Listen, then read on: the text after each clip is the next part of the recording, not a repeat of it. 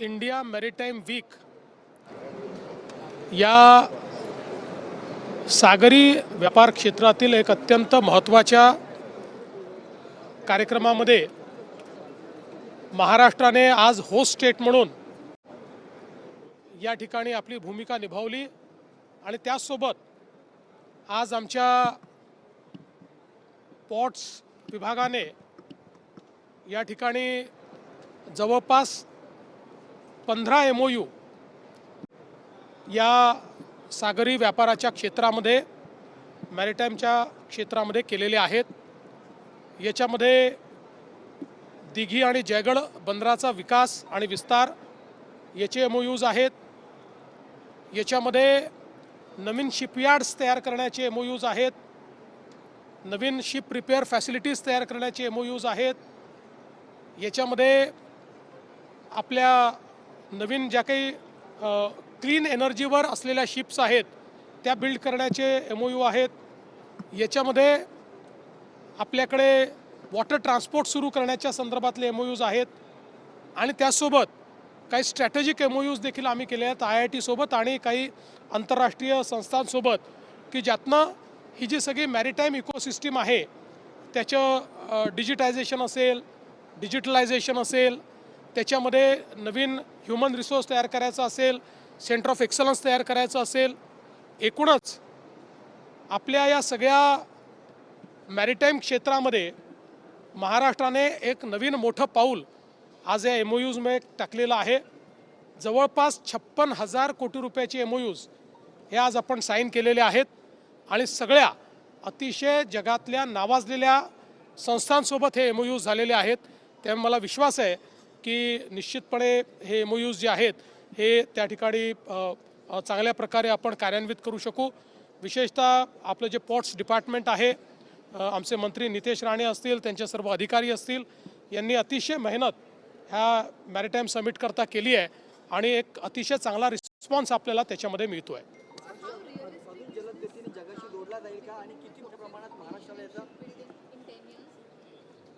मला असं वाटतं की हे 100% शक्य आहे।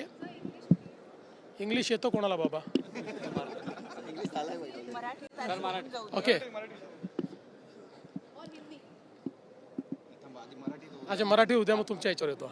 चला, काही आहे तुमचं? वाढवण बंदराचा विकास हा एक महत्त्वाचा मुद्दा आजच्या सकाळच्या सुद्धा कार्यक्रमामध्ये दिसून आलाय। महाराष्ट्राच्या प्रगतीत या बंदराचं किती मोठं योगदान असणार आहे आणि त्यात काय काय नवीन गोष्टी घडतात?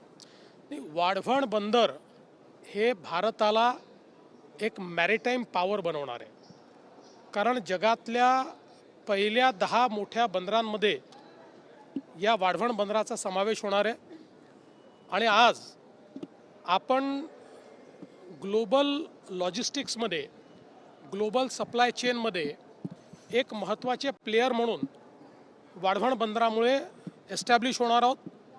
जगाच्या इतिहासामध्ये सगळ्या प्रगत देशांची प्रगती ही पॉर्ट लेड डेव्हलपमेंटनी झालेली आहे।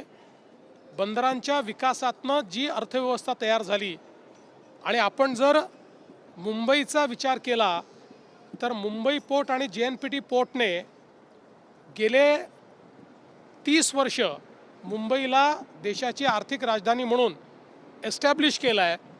आता याच्यापेक्षाही 3 पट मोठा हे वाढवण बंदर झाल्यानंतर त्या ठिकाणी जो इंडस्ट्रियल एरिया तयार होणार आहे, न्यू एज इंडस्ट्री येणार आहे, ज्या टेक्नॉलॉजीज येणार आहेत आणि जी आपली कार्गो हँडलिंगची क्षमता आहे त्याच्यामुळे एक मोठं परिवर्तन होईल।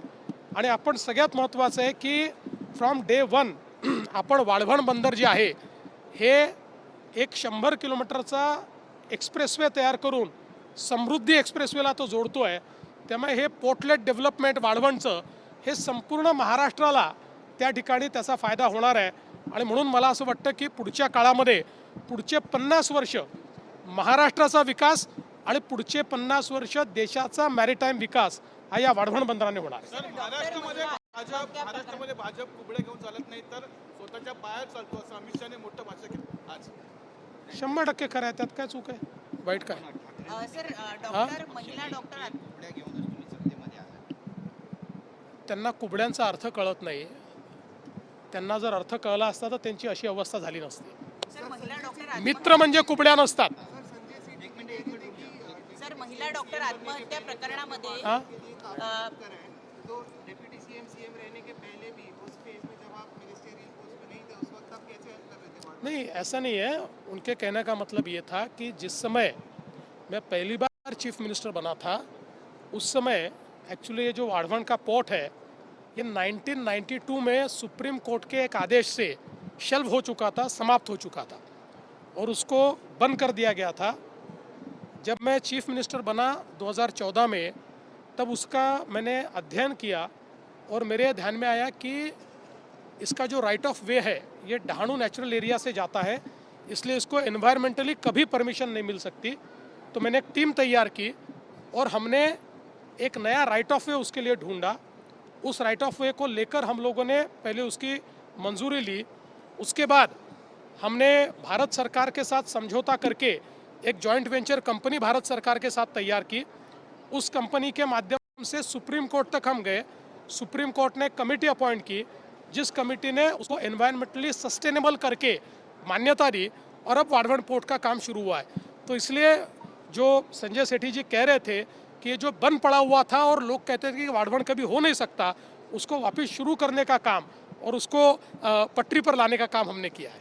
सर महिला डॉक्टर आत्महत्या प्रकरणामध्ये जो रिपोर्ट आहे तो सुद्धा बदलण्यात आल्याचा आरोप केला जातो आहे.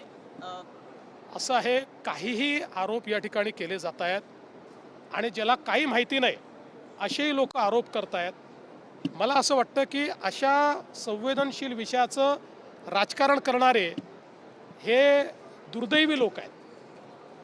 कारण त्यांना मला असं वाटतं की लाईमलाईटमध्ये राहायचं आहे, पण लाईमलाईटमध्ये राहण्याकरता एका गरीब बिचारे आमच्या डॉक्टर भगिनीच्या मृत्यूचं भांडवल काय करता. मी तुम्हाला सांगतो त्याच्यामध्ये कोणालाही सोडलं जाणार नाही. कडक कारवाई होणार. कोणाची चूक असू द्या त्याच्यावर कारवाई होणार म्हणजे होणार.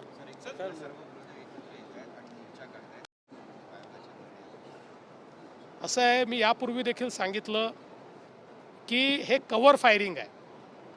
त्यांना हे माहिती आहे की या निवडणुकांमध्ये त्यांचा पराभव होणार आहे आणि म्हणून कव्हर फायरिंग म्हणून आधीच अशा प्रकारचं वातावरण ते तयार करतायत की बाबा बघा आम्ही हारलो, याचं कारण हे आहे, आम्ही तर तेव्हाच म्हणालो होतो. मी पुन्हा एकदा सांगतो, मतदार याद्यांच्या संदर्भात आम्ही पण वारंवार भूमिका मांडलेली आहे. डुप्लिकेट नावांच्या संदर्भातही आम्ही भूमिका मांडलेली आहे. महत्त्वाचं काय आहे, तुम्ही हे दाखवलं पाहिजे की डुप्लिकेट नावांमुळे इथेही वोट झालेला आहे आणि इथेही वोट झालेला आहे असं जर तुम्ही दाखवू शकलात तर खऱ्या अर्थानं तुम्ही जे आरोप करताय ते आरोप सत्य होतील. असं ते कुठेही दाखवू शकत नाही. दुसरं सगळ्यात महत्त्वाचं काय आहे तर तुम्हाला ज्या ज्या वेळी संधी मिळते मतदार यादीवर आक्षेप घेण्याची, तिथे कुठेही आक्षेप तुम्ही घेत नाही. ते आक्षेप घेतल्याशिवाय मतदार यादीतली नावं कमी अधिक होऊ शकत नाही. तिथे आक्षेप घ्यायचे नाही, फक्त मीडियासमोर येऊन बोलायचं. याचाच अर्थ तुम्ही सिरियस नाही आहात. तुम्हाला फक्त कव्हर फायरिंग करायचं आहे. मतदार यादीच्या संदर्भात आता जो काही इलेक्शन कमिशनने निर्णय घेतलेला आहे कॉम्प्रिहेन्सिव्ह रिव्हिजनचा, त्यालाही यांनी विरोध केला. आमचं त्याला समर्थन आहे. सर एकीकडे दंगेकर आणि मुरलीधर मोहोळचा वाद सुरू आहे, तुम्ही काय भूमिका घेणार, तुमचं काय बोलणं आहे? काही भूमिका घेण्याचं कारण नाही आहे. अनेक लोक निवडणुका जवळ आल्या की प्रसिद्धीकरता वेगवेगळ्या गोष्टी करत असतात. हा मुद्दा अतिशय स्पष्ट एका बिल्डरमध्ये आणि आमच्या जैन समाजामधला आहे. त्यात जी भूमिका घ्यायची ती आम्ही घेतली आहे. जैन समाजाच्या भावना समजून त्याच्यामध्ये जैन समाजाच्या मनाप्रमाणेच होईल अशा प्रकारे आम्ही त्या ठिकाणी प्रयत्न करतो आहोत. विनाकारण मुरलीधर मोहोळांचं नाव त्याच्यामध्ये ओढून या ठिकाणी जे काही करण्याचा प्रयत्न चाललेला आहे, पुण्याची जनता सुज्ञ आहे, त्यामुळे त्यांना ते सगळं समजतं. No, I think it is absolutely possible because all of us know that the way this entire maritime business has expanded in our country after our Honorable Prime Minister Shri Narendra Modi ji has taken over, and his maritime vision 2030 and Amrutkal maritime vision envisages huge investments and strides in the space of maritime business. So I am very hopeful that it is possible. And from Maharashtra's standpoint, I would say that we want to make Maharashtra a destination for shipbuilding. We will be the first to accomplish the dream of our Honorable Prime Minister. Thank you sir